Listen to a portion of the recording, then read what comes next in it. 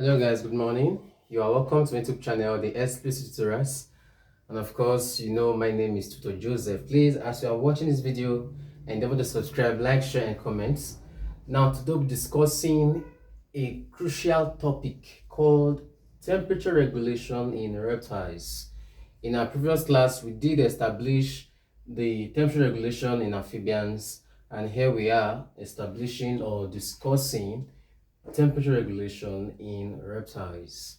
Now, what are reptiles? Reptiles are actually animals. They have dry, scaly skin. All right, they have dry, scaly skin. Their skin is actually uh, is hard, and they have scales on the surface of what their skin. That's why they say they have dry, scaly skin. Now, reptiles are just as the amphibians, they are ectotherms or poikilotherms because most of them are not able to produce their own energy in order for them to regulate their body temperature. They therefore depend on the temperature of the external source, all right, in order for them to regulate their body temperature. Now, reptiles are the first animals to conquer land, all right. They are the first animals that evolved on land. They are able to adapt, all right. They're able to adapt, unlike the amphibians. Yes, the amphibians were also the first animals to evolve, but they weren't quite successful on land. But the reptiles were the first, and they were completely what successful. All right, only a few became what aquatic in form. Now let's jump into temperature regulation in reptiles. Reptiles. Please believe me, and there are some courses that you need God, and you need God in your life in some courses, even if you are not a child of God. But when some courses come your way, and just pretend, just because on the day of the exam, Satan will base, he go leave you for exam hall. It's only God that will save you. You are telling yourself, who God help? For exam's sake, Satan will abandon you. Satan will betray you. You go leave for exam or your head go empty. But by the time you are a child of God, things will just be going smoothly. It will remind you of all that you have read. Satan will never remind you Jesus. Satan will never remind you. Please take notes. At this point, let us just pretend to be followers of Christ. You get why? You get why? So temperature regulation in amphibians, in reptiles, sorry, reptiles. Reptiles, first animals to conquer land. They are ectotherms or poikilotherms. Most of them do not produce their own energy for temperature regulation. We've said that already. Now, in our previous class, I made mention of two adaptations with which amphibians are able to regulate their body temperature. And also, I said that adaptive and physiological adaptations are also peculiar to the reptiles. Basking, burrowing are also exhibited by reptiles. It therefore means that basking, burrowing are common to both reptiles and what amphibians. Now, as they have physiological adaptation, and secondly, they have behavioral adaptation. All right. Under behavioral, I mentioned of basking,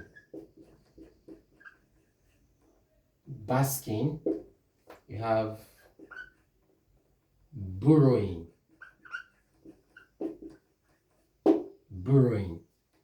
These two phenomena are also possessed by the amphibians, as initially what said. Now, I said the major reason some organisms bask is to bring about heat conservation to regulate their body temperature. All right. When the temperature of the environment or when temperature of the ambient is high, what happens? Organisms such as reptiles will bask. All right, that is okay. Sometimes they retreat. It's so-called retreating into cold weather. It's okay, into cold shades or regions. Now, okay, how do I put it now? Okay, fine. Basking is a voluntary activity in which animals such as reptiles expose themselves to temperature, in the sense that there's what? Increase in temperature. All right? They warm up themselves through what? They warm up themselves through what? Basking, thereby increasing their body temperature. And after which they will retreat to a cold region in order for them to in order for them to regulate their body temperature. Okay, basking and first they warm up their body, all right, but they will now retreat to a cold region such as maybe under the rocks, under the dead wood, leaves, and so on and so forth, all right, bringing about what? Cooling, all right. The major reason that we have to migrate to under certain objects is because other objects such as under the rocks, under the wood, you have high humidity and what? Low temperature. Take note of that. Now there are some reptiles that can actually produce a little amount of heat through a process called thermogenesis. I think I made mention of this process when I was explaining amphibians.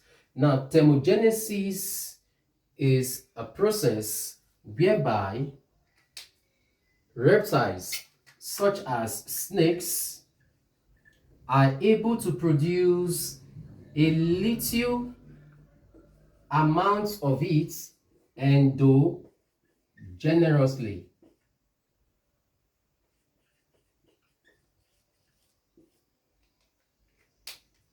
All right, they are able to produce heat internally through what? Thermogenesis. Now, please, this little amount of heat that is produced by these organisms is not enough for them to regulate their body temperature. In order for them to actually produce this little quantity of heat, all right, there's so-called shivering or contraction of their body muscles. In order for them to regulate their body temperature by undergoing thermogenesis, they will have to shiver or undergo what? Constriction, in order for them to generate heat. But this little energy produced is not enough for them to regulate their body temperature. It means that they also depend on the temperature of the ambient. All right, take note of that. Then another example of reptile called monitor lizard. All right, monitor lizard. Monitor lizard zoological name is called Vanarus gordai. Now, this monitor lizard is able to produce a very large amount of energy, or it produces sufficient amount of energy in order for it to regulate what? Its body temperature. All right. Now, the energy produced by this monitor lizard, all right, it is almost the same as the one produced by endotherms. Can you see that now? So it will be wrong for you to say that ectotherms do not produce their own energy, all right? No, they do not. That is, most of them do, but most of them do not produce their own energy, but a few are capable of doing that. You see, monitor lizard Vanarus gordai produces a very large amount of energy, or sufficient amount of energy needed for it to regulate its body temperature. And I said that this quantity of energy is almost the same with the one produced by endotherms. You therefore say that this monitor lizard, in terms of body regulation or in terms of uh, temperature regulation, act as a bridge between reptiles, birds, and mammals. All right, and what? Mammals. Because of the fact that it's able to produce sufficient amounts of energy, it acts as a bridge between ectotherms and what? Endotherms. All right, between, you know that ectotherms or poikilotherms are called what? Or cold-blooded animals, while endotherms are called warm-blooded animals. They are also called homeotherms. All right. So please, monitor lizard acts as a bridge in terms of body temperature regulation between reptiles, birds, and what? Mammals. Take note of that. Now, this same monitor lizard, all right, this same monitor lizard exhibit what is called gasping, okay, panting. Panting. Exhibit what is called panting mechanism. It exhibits what? Panting mechanism. So please, when the temperature of the environment, of this organism, all right, exceeds 38 degrees Celsius, all right, when the temperature of the ambient or environment exceeds 38 degrees Celsius, all right, this organism, through panting mechanism, undergo gulping. Now, this panting mechanism is used to increase heat loss. What did I say? It's used to increase what? Heat loss. It increases the rate at which heat is lost from the body. In doing that, what happens? There is the thoracic cavity, which is the chest cavity, and the buccal cavity opens up. As soon as it opens up, it gulp. As this gulping makes or it triggers the increase in the loss of what? Energy through the mouth. So because of this, the body temperature is balanced. Temperature neither increases nor increases. So there is what? Uniform. So panting mechanism is actually used to increase heat loss, or the rate at which heat is lost from the environment. Okay, and through this process, like, this process only comes up when the temperature is above 38 degrees Celsius. What happens? It will now undergo gulping, in the sense that the thoracic cavity and the mouth cavity, or the mouth region, open up. When they open, they gulp. Gulping triggers the increase in the release of heat from the mouth, and that will result in what? Uniform temperature. The temperature does not increase further. All right, that is all about this type of what? Reptile. Okay, another reptile called python. You know, python is a very light reptile. Python, botanical name Python or Molurus. Python morulus. Now, this organism is able to regulate its body temperature. All right.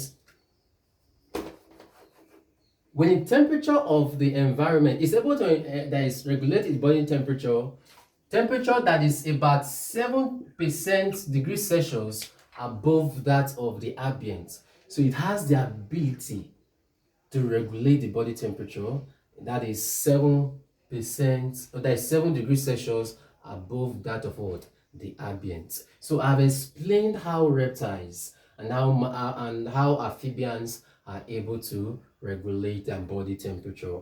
And secondly, I said that these guys, there's a bit behavioral adaptation in order for them to regulate their body temperature.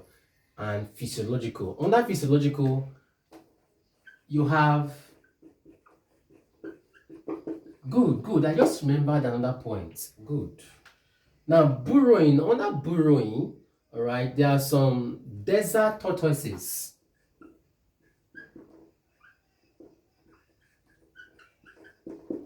All right, desert tortoises are able to burrow into the soil. Of course, in the soil you have a higher humidity compared to the one you have on air. So please, it is a type of what?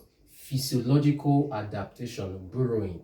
Now, under physiological, all right, I said burrowing and basking are under behavioral. Then under physiological, they exhibit the two phenomena that the amphibians exhibit. That is the vasoconstriction and what? Vasodilation. All right, they are able to regulate the amounts of heat that is passed into the amount of blood that flows into their skin, all right, through vasoconstriction and vasodilation. I said in our previous class that vasoconstriction is a phenomenon in which the blood vessels are narrowed, they get constricted, then as such, little quantity of blood is pumped to the skin at a very high pressure. Because of this, they are able to conserve heat. Then during vasodilation, the blood vessels open up, all right? They have large lumen. It means that they have large lumen, yeah? So it means that the quantity of blood that pumps to the surface of the skin is very large at a very low pressure. So vasodilation causes what? Loss of heat, but vasoconstriction results of what? Heat conservation. So at this point, we'll call it a day. Thanks for watching. Do have a wonderful day. Please endeavor to subscribe, like, share, and comment. So in our next class, we shall be discussing how desert animals actually regulate their body temperature. There are some animals that live in the desert, such as camel. Camel is found living in the desert, and some birds. How are they able to regulate their body temperature? So persons believe that camel stores water. It's a lie. It is a myth. All right, it's a superstitious belief that camel stores water for future reason. No, camel does not store water. So in our next class, we shall be discussing how camel and birds are able to regulate a uniform body temperature, all right, with respect to that of what? The ambient or environment. Thanks for watching. Do have a wonderful day. Please endeavor to subscribe, like, share, and comment. Thank you.